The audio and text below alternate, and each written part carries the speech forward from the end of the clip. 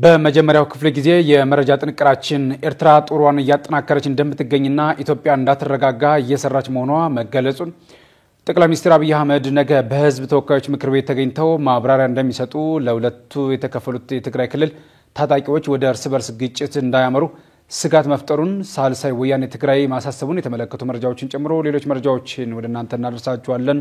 አብራችሁን ቆዩ። ወደ ቀዳሚው ዜና አለፍን።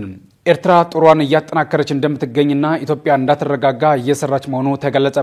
ኤርትራ ጦሯን እንደገና እያጠናከረች እንደምትገኝ በዓለም አቀፍ ደረጃ በጦርነት ወቅት የሚፈጸሙ ወንጀሎችን የሚመረምረው የፖሊሲ ተቋም አስታውቋል። ኢትዮጵያ እንዳትረጋጋ ኤርትራ እያደረገች ነው ያለውን ዘ ሴንተር የተባለው የአሜሪካ ድርጅት ባወጣው ዘገባ በጎርጎሮሳዊው 2018 የጦር መሳሪያ ማዕቀብ የተነሳላት ኤርትራ የጦር ሰራዊቷን እንደገና እየገነባች ነው ብሏል። መከላከያዋን እያጠናከረች ጎረቤቶቿም እንዳይረጋጉ ማድረጓን ቀጥላለች ያለው ተቋሙ ዓለም አቀፉ ማህበረሰብ ይህንን እንቅስቃሴ በትኩረት እንዲከታተልም ጠይቋል። የኢትዮጵያና የኤርትራ መሪዎች ከ6 ዓመታት በፊት የሰላም ስምምነት ከተፈራረሙ በኋላ የተባበሩት መንግስታት ድርጅት ተመድ በኤርትራ ላይ ጥሎት የነበረውን የጦር መሳሪያ ሽያጭና ግዢ ማዕቀብ ያነሳ ሲሆን ሀገሪቱ ይህንን ተከትሎ የጦር መሳሪያ እየገዛች መሆኑንም በዘገባው አስፍሯል። ጦርነቶችን በፋይናንስ የሚደግፉና በሙስና የሚገኝ ገንዘብ ጉዳይ ኤርትራ የሶማሊያ ታጣቂዎችን ትደግፋለች በሚል ማዕቀብ ተጥሎባት ነበር። የአሜሪካው ድርጅት ጨምሮም ሁኔታው ካልተለወጠ ኤርትራ በዚህ ድርጊቷ ትቀጥላለች ተብሎ ይጠበቃል ሲልም አስጠንቅቋል። ስለ ዘገባው ለፈረንሳዩ ዜና አገልግሎት ለኤኤፍፒ አስተያየታቸውን የሰጡት የኤርትራ ማስታወቂያ ሚኒስትር የማነ ገብረ መስቀል ክሱን ውድቅ አድርገዋል። የተፈበረከ ያሉትን ዘገባ የሌላውን ጥፋት በኤርትራ ላይ ያላከከ ነው በማለትም አጣጥለውታል። አቶ የማነ አክለውም በአካባቢው የተከሰተው አዲሱ ውጥረት ህገወጥ ሲሉ የጠሩት ኢትዮጵያ ወደብና የባህር በር የማግኘት ፖሊሲዋን የማስተዋወቋ ውጤት ነው ሲሉም ገልጸውታል። ሪፖርቱ ጨምሮም ኤርትራ የጦር ሰራዊቷን ከማጠናከሯም በተጨማሪ ባለስልጣኖቿ ሀገሪቱን ከኢትዮጵያ ጋር በሚያዋስኗት ድንበሮች ላይ ህገወጥ የወርቅ ማውጣትና ኮንትሮባንድ ላይ እየተሳተፉ እንደሚገኙም ጨምሮ ገልጿል። ሪፖርቱ ጨምሮም ይህ የወርቅ ህገወጥ ንግድ በሁለቱ ሀገራት መካከል ሌላኛው የውጥረት መነሻ መሆኑንም ጠቅሷል። ሪፖርቱ ጨምሮም ይህ የወርቅ ህገወጥ ንግድ በሁለቱ ሀገራት መካከል ሌላኛው የውጥረት መነሻ መሆኑንም ጨምሮ ጠቅሷል። ጠቅላይ ሚኒስትር አብይ አህመድ ነገ በህዝብ ተወካዮች ምክር ቤት ተገኝተው ማብራሪያ ሊሰጡ መሆኑ ተገለጸ። ጠቅላይ ሚኒስትር አብይ አህመድ ነገ ሰኔ 26 ቀን 2017 ዓ.ም በኢፌዴሪ የህዝብ ተወካዮች ምክር ቤት ተገኝተው ማብራሪያ ሊሰጡ ነው። ጠቅላይ ሚኒስትሩ የመንግስትን የ2017 የዕቅድ አፈጻጸም አስመልክቶ ከህዝብ ተወካዮች ምክር ቤት አባላት ለሚነሱ ጥያቄዎች ምላሽና ማብራሪያ እንደሚሰጡም ይጠበቃል። በህገ መንግስቱ አንቀጽ 55ና በምክር ቤቱ የአሰራርና የአባላት የሥነ ምግባር ደንብ መሰረት ፓርላማው ጠቅላይ ሚኒስትሩንና ሌሎች የፌዴራሉ መንግስት ባለስልጣናትን ለጥያቄ የመጥራትና የህግ አስፈጻሚውን አካል አሰራር የመመርመር የመከታተልና የመቆጣጠር ስልጣን አለው። የነገው የስድስተኛው የኢፌዴሪ የህዝብ ተወካዮች ምክር ቤት በአራተኛ ዓመት 42ኛ መደበኛ ስብሰባው በዚህ ህገ መንግስታዊ ድንጋጌና በምክር ቤቱ የአሰራር ደንብ መሰረት የሚደረግ መሆኑን ከምክር ቤቱ ያገኘነው መረጃ ያመለክታል። በተጨማሪም የህዝብ ተወካዮች ምክር ቤት የፌዴራል መንግስት የ2018 ዓ.ም በጀት ዓመት ረቂቅ በጀትን እንደሚያጸድቅም ይጠበቃል።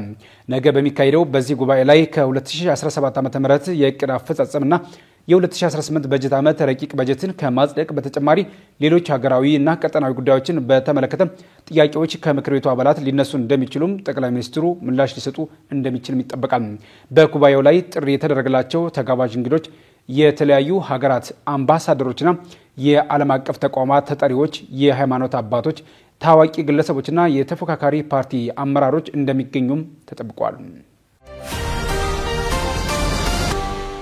ለሁለት የተከፈሉት የትግራይ ክልል ታጣቂዎች ወደ እርስ በርስ ግጭት እንዳያመሩ ስጋት መፍጠሩን ሳልሳይ ወያኔ ትግራይ አሳሰበ። የህወሓት ክፍፍልን ተከትሎ ለሁለት የተከፋፈሉት ታጣቂዎች ወደ እርስ በርስ ግጭት እንዳያመሩ ከፍተኛ ስጋት መፍጠሩን በትግራይ ክልል የሚንቀሳቀሰው ሳልሳይ ወያኔ ትግራይ አሳስቧል። ይህ የታጣቂዎች እንቅስቃሴ ክልሉን ብሎም ሀገርን ወደ ቀውስ ሊከት እንደሚችል ያስጠነቀቀው ፓርቲው ሊፈጠር የሚችል ቀውስ ለማስቀረት በትግራይ ሁሉ አካታች ውይይት እንዲደረግ ጥሪ አቅርቧል።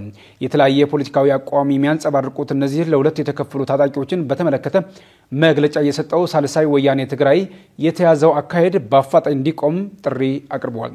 የሳልሳይ ወያኔ ትግራይ የህዝብ ግንኙነት ኃላፊ የሆኑት አቶ ብርሃን አጽባሃ በሁለቱ ታጣቂ ኃይሎች በኩል እየተደረጉ ያሉ ወታደራዊ እንቅስቃሴዎችና እየተሰራጩ ያሉ መረጃዎች ፍጥጫው አሳሳቢ ደረጃ ላይ መድረሱ ማሳያዎች መሆናቸውንም መናገራቸውን ዶይቼ ቬለ ዘግቧል። ይህ የታጣቂዎች ክፍፍል የትግራይ የቀድሞ ታጣቂ ወታደሮች መኮንኖች ጥር 15 ቀን 2017 ዓ.ም ለአንድ የህወሓት ክንፍ ያጋደለ የተባለ የአቋም መግለጫ ማንጸባረቃቸውን ተከትሎ መሆኑም ያነሳል። በተጨማሪም የቀድሞ የትግራይ ጊዜያዊ አስተዳደር አባላት በጫና ከስልጣን እንዲወርዱ መደረጋቸውም ሌላኛው ከፍተኛ አዛዦች ያሉበት ታጣቂ ኃይል እንዲፈጠር ምክንያት ሆኗል። ይህ በአፋርና ትግራይ አዋሳኝ አካባቢዎች ለወራት የቆየው ኃይል ወታደራዊ እንቅስቃሴዎች እያደረገ መሆኑ ተነግሯል። በእነዚህ አካባቢዎች ያለው እንቅስቃሴ በትግራይ አለ ያሉት ስርዓትን ለማስወገድ መሆኑን የሚነሳ ሲሆን ራሳቸው እያደራጁ መቆየታቸው መረጃዎቹ ያሳያሉ። ከዚህ በተጨማሪም በክልሉ ያለው የታጣቂዎቹ እንቅስቃሴ አሳሳቢ መሆኑ በማንሳት መፍትሄ እንዲበጅለት ቅድሚያ ለሰብአዊ መብቶችና የዲሞክራሲና ማህበራዊ ፍትህ ድምጽ የተባሉ ሁለት የሲቪክ ተቋማት በቅርቡ መግለጫ ማውጣታቸው አይዘነጋም። የተወዳጅ ተመልካቾቻችን እየተከታተላችሁ ያላችሁት ከአባይ ቴሌቪዥን የአውደ ዜና የመረጃ ሰዓታችን አሁንም እንደቀጠለ ነው። ወደ ሌሎች ተጨማሪ መረጃዎች ስናልፍ ደግሞ በሐዋሳ ኢንዱስትሪ ፓርክ በደረሰ የማሽን ፍንዳታ የሁለት ሰዎች ህይወት ማለፉን በአዲስ አበባ 11 በመቶ የሚሆኑት የግል ትምህርት ቤቶች የ2018 ዓ.ም የአገልግሎት ክፍያ ጭማሪ ላይ አለመስማማታቸው መገለጹን ጨምሮ ሌሎች ዜናዎችን እያሱ በለጠ ይዟል። ተከታትለን መለስ። በድጋሚ አብራችሁ ቆዩ። በሐዋሳ ኢንዱስትሪያል ፓርክ በደረሰ የማሽን ፍንዳታ የሁለት ሰዎች ህይወት አለፈ።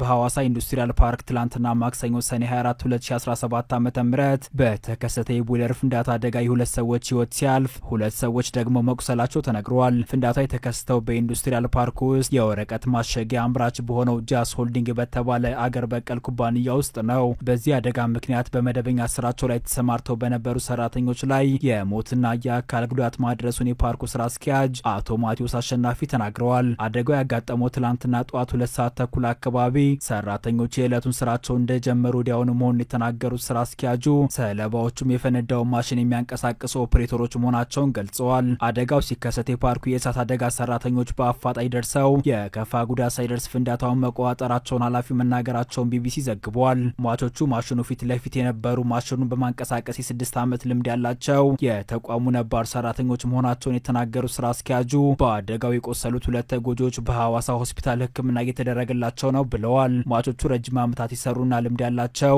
የ62 እና የ45 ዓመት እድሜ ያላቸው ሰራተኞች መሆናቸውንም ጠቅሰዋል። የአደጋው መንስኤ ምንነት ለማወቅ ምርመራ እየተደረገ ቢሆንም ከቴክኒክ ጋር የተያያዘ ሊሆን እንደሚችል አቶ ማቴዎስ ተናግረዋል። ሲሰሩ መጠንቀቅ ያለባቸው የቴክኒክ ጉዳዮች ወይም ከማሽኑ ጋር የተያያዙ ችግሮች የአደጋው መንስኤዎች ሊሆኑ እንደሚችሉ ግምታቸውን ገልጸዋል። በሐዋሳ ከተማ የሚገኘው የኢንዱስትሪያል ፓርኩ ዓለም አቀፍ የደህንነት መስፈርቶች እንደሚከተልና የሟቾች የቀብር ስነ ስርዓት ዛሬ በሐዋሳ ከተማ መፈጸሙን ስራ አስኪያጁ ማስታወቃቸውን ዘገባው አንስቷል። በአዲስ አበባ 11 በመቶ የሚሆኑ የግል ትምህርት ቤቶች የ2018 ዓ.ም የአገልግሎት ክፍያ ጭማሪ ላይ አለመስማማታቸው ተገለጸ።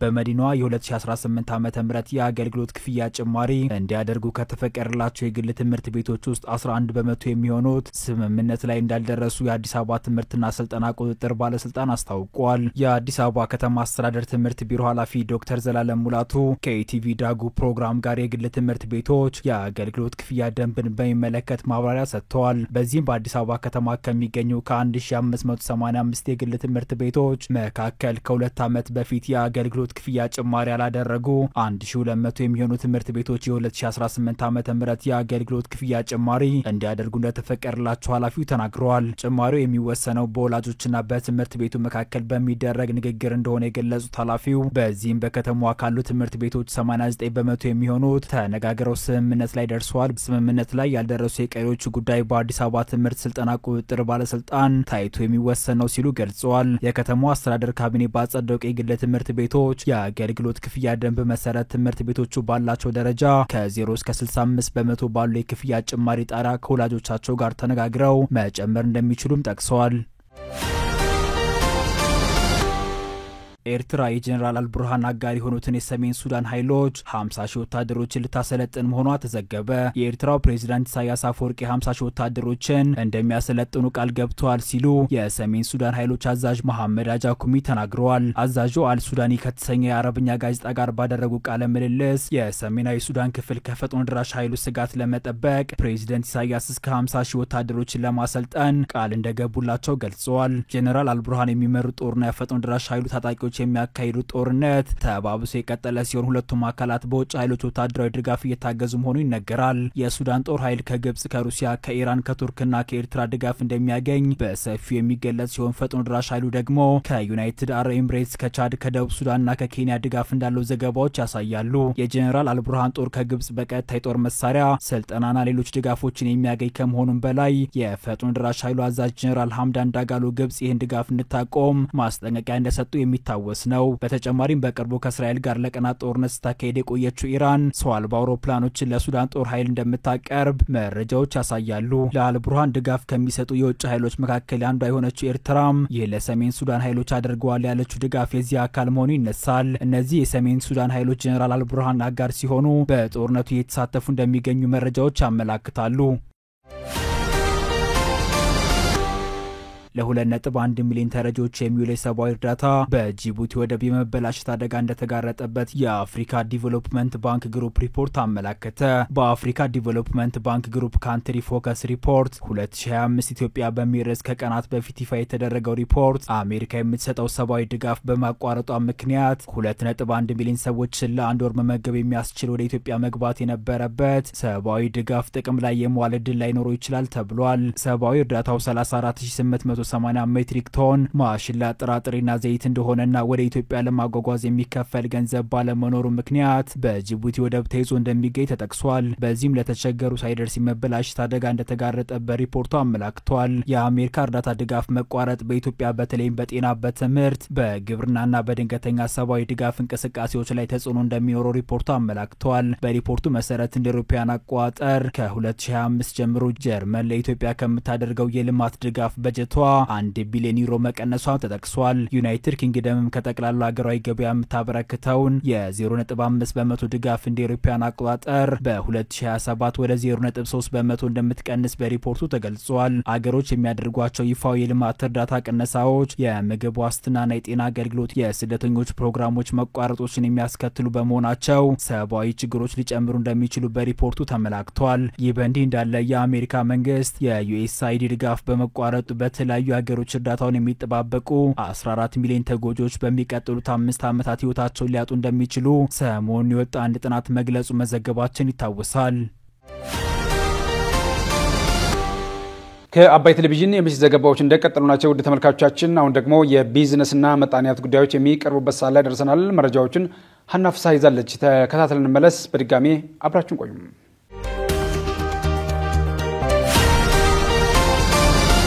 የኢትዮጵያ ህዳሴ ግድብ ያለምንም የውጭ እርዳታና ብድር በራስ አቅም መገንባቱ ተገለጸ። ኢትዮጵያ ባለፉት 14 ዓመታት ያለምንም የውጭ እርዳታና ብድር በራስ አቅም የህዳሴ ግድቡን ገንብታለች ሲሉ የግድብ ፕሮጀክት ማስተባበሪያ ጽሕፈት ቤት ዋና ዳይሬክተር ዶክተር አረጋዊ በርሀ ተናግረዋል። በቅርቡ የአሜሪካው ፕሬዝዳንት ዶናልድ ትራምፕ ኢትዮጵያ የህዳሴ ግድብን የገነባችው በአሜሪካ የገንዘብ ድጋፍ ነው ሲሉ መናገራቸው ይታወሳል። በፕሬዝዳንቱ ገለጻ ዙሪያ እስካሁን በመንግስት በኩል በይፋ የተባለ ነገር ባይኖርም ዶክተር አረጋዊ በርሄ ግን ለፕሬዝዳንቱ ምላሽ በሚመስል መልኩ ኢትዮጵያ ያለምንም የውጭ እርዳታና ብድር በራስ አቅም ግድቡን መስራቷን መናገራቸውን ፕሬስ ዘግቧል። እስካሁንም ለታላቁ ህዳሴ ግድብ ከ23 ቢሊዮን ብር በላይ ገቢ ተሰብስቦ ለግድቡ መዋሉን ዶክተር አረጋዊ አክለዋል። የግድቡ ፕሮጀክት አፈጻጸም ከ98.9 በመቶ በላይ መድረሱን የፕሮጀክቱ ማስተባበሪያ ጽሕፈት ቤት ማስታወቁን ፕሬስ ዘግቧል። ታላቁ የኢትዮጵያ ህዳሴ ግድብን በሀገራችን ወግና ባህል እንደ ሀገር ልንሞሽረው ወራት ቀርተውናል ሲሉም ዳይሬክተሩ ተናግረዋል። ኢትዮጵያ የዘመናት ቁጭት የነበረውን የአባይ ወንዝን ገድባ ከድህነት ለመውጣት ጉዞ ጀምራለች ያሉት ዶክተር አረጋዊ መላው ኢትዮጵያዊ በሞራል፣ በገንዘብ፣ በጉልበት፣ በእውቀትና በዲፕሎማሲ ረገድ መሳተፋቸውን ተናግረዋል።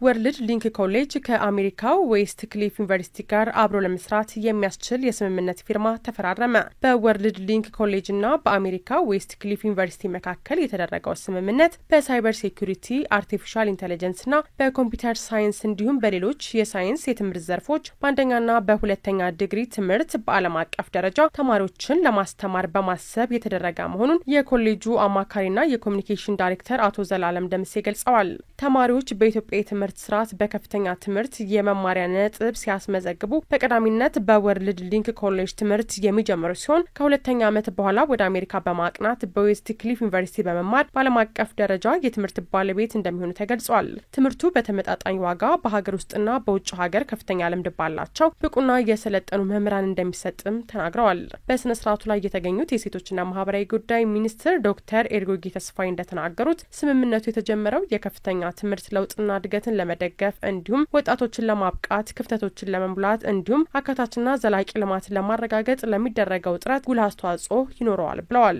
አክለውም ስምምነቱ በሁለቱ ሀገራትና ህዝቦች መካከል ያለውን ግንኙነት ለማጠናከርና የእውቀት የክህሎትና የቴክኖሎጂ ሽግግርን ለማሳለጥ የበኩሉን እገዛ ያደርጋል ብለዋል። የደረስንበት የዲጂታል ዘመን እንደመሆኑ ተቋሙ ጊዜውን የዋጀ ትምህርት ተደራሽ ለማድረግ ተነሳሽነት በማሳየቱ ያላቸውን አድንቆት ገልጸው ጥረቱን አበረታተዋል። በመርሃ ግብሩ ላይ ከፍተኛ የመንግስት የስራ ኃላፊዎች፣ የተለያዩ ሀገራት አምባሳደሮች፣ ታዋቂና ተጽዕኖ ፈጣሪ ግለሰቦች ተገኝተዋል።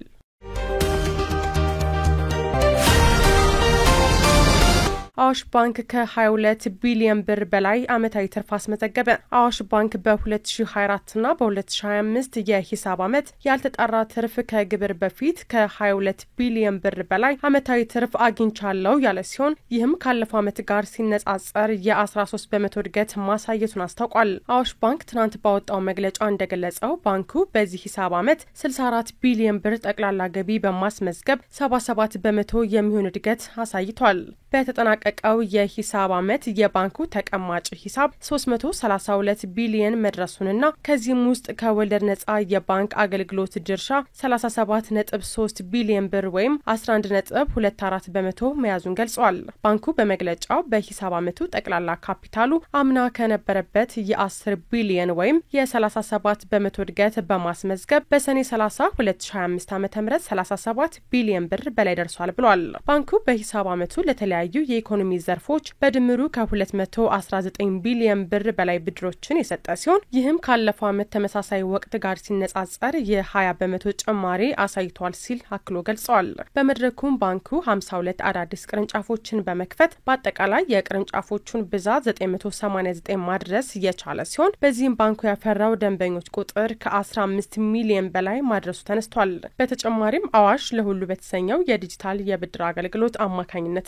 ከ301 ሺህ በላይ ለሆኑ ደንበኞች ያለምንም ማስያዣ ከ493 ሚሊዮን ብር በላይ በሂሳብ ዓመቱ የዲጂታል ብድር ተሰጥቷል ተብሏል። አዋሽ ባንክ በሀገራችን በካፒታል ገበያና በመዋለ ንዋይ ረገድ እየተደረጉ ያሉትን ማሻሻያዎች ተከትሎም የኢንቨስትመንት ባንክ አቋቁሞ ወደ ስራ ለመግባት በዝግጅት ላይ ነው ተብሏል።